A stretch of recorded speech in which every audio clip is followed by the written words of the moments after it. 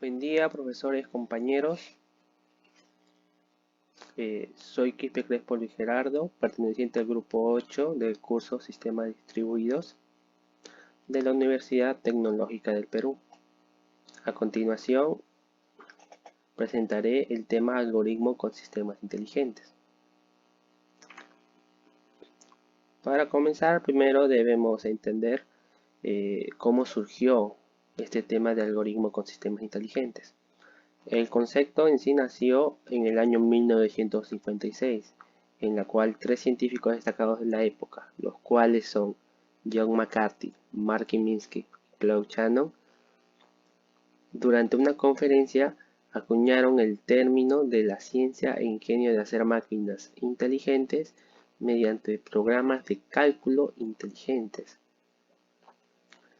Fue una idea muy interesante que a la vista de las personas participantes en dicha conferencia fue algo muy revolucionario, algo que cambió la vida y también la manera en cómo actualmente la vivimos. Prosiguiendo con la exposición, un breve concepto del algoritmo con sistemas inteligentes.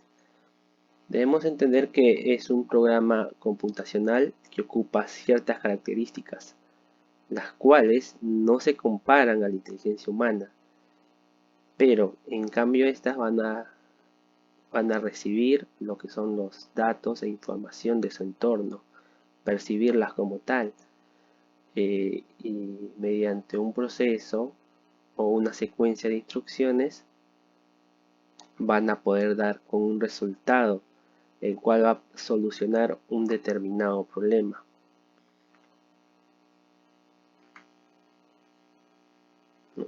Y este tipo de concepto o el algoritmo con sistemas inteligentes en la vida real, ¿dónde lo podemos encontrar? Pues sin ir muy lejos, en las redes sociales. Tanto Facebook, Twitter, Instagram, TikTok implementan este algoritmo. Un breve ejemplo sería que tanto estas aplicaciones perciben y reciben los datos e información del usuario en cómo el usuario interactúa con la aplicación o sistema. ¿Con la finalidad de qué? Con la finalidad de ellos poder captar a los clientes mediante sus gustos, mediante las tendencias, mediante lo que más suelen ver, mediante a qué tipo de videos le dan más likes, a qué tipo de publicaciones tienen más reacciones y así. Es la manera en que ellos captan los clientes, en la manera en que ellos dan solución a un problema.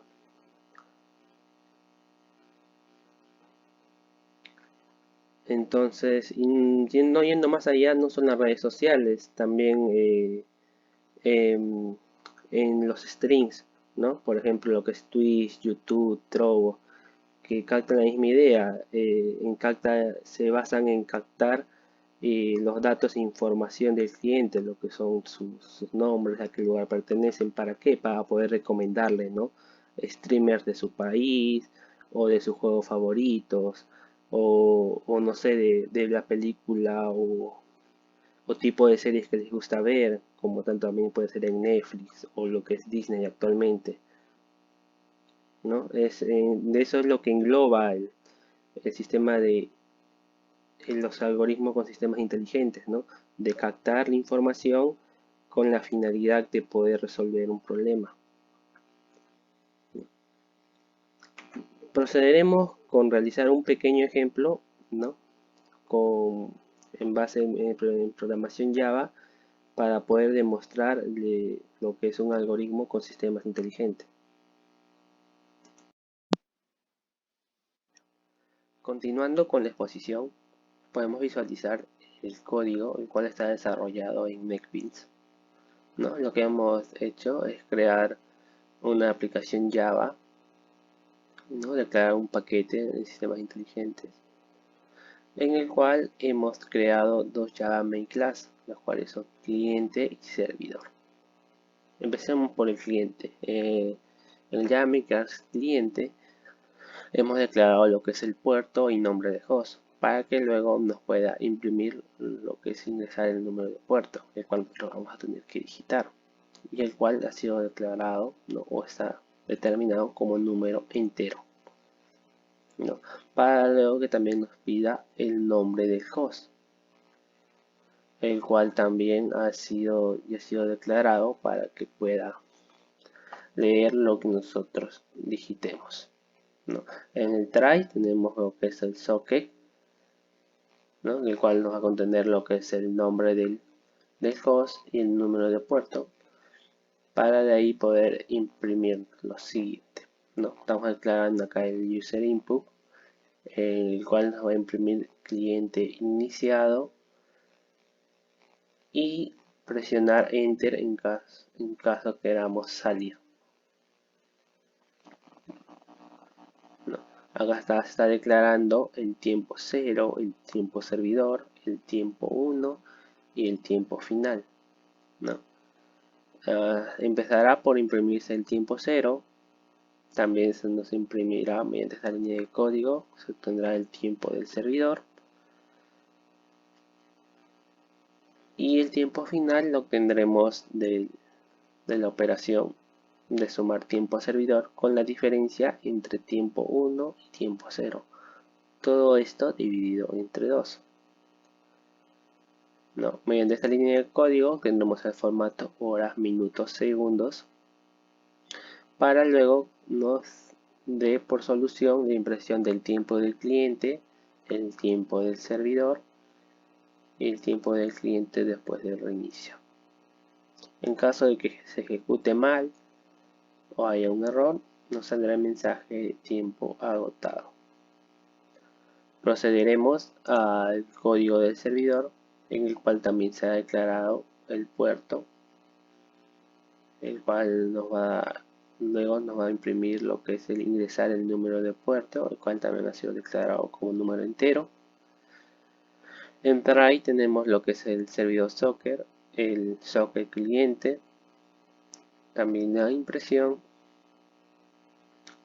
Se declara luego lo que es el input line para darnos aviso que el servidor ha iniciado. En caso contrario, también nos va a dar el aviso de que está saliendo del servidor, ¿no? Y también en cualquier caso se ejecute o haya un error, nos va a dar el mensaje de tiempo agotado. Entonces, para poder, antes de ejecutar correctamente el código, vamos a, para ver que se está implementando correctamente y también estos detalles del código, vamos a forzar el error, ¿no? Acá vamos a dar el orden correcto, sería primero correr el servidor y luego correr el cliente. ¿Por qué? Porque no podemos correr el cliente para obtener la información si en un comienzo no se ha iniciado el servidor. Entonces, ¿qué pasaría? Pues lo siguiente. Le damos run file. Y acá en ingresar el número de puerto ponemos, por ejemplo, 3000. Luego nos va a pedir el número de host, uno ya muy conocido, localhost. Y al no haber iniciado el servidor, nos da el mensaje de tiempo agotado. No, este es el error que nos da, tiempo agotado. Entonces, para poder visualizar bien lo que queremos obtener, al menos acá en el cliente, lo que es el tiempo del cliente, el tiempo del servidor y el tiempo del cliente después del reinicio, tenemos que ejecutar en el siguiente orden. Primero ejecutamos el servidor, le damos por inicio el número de puerto,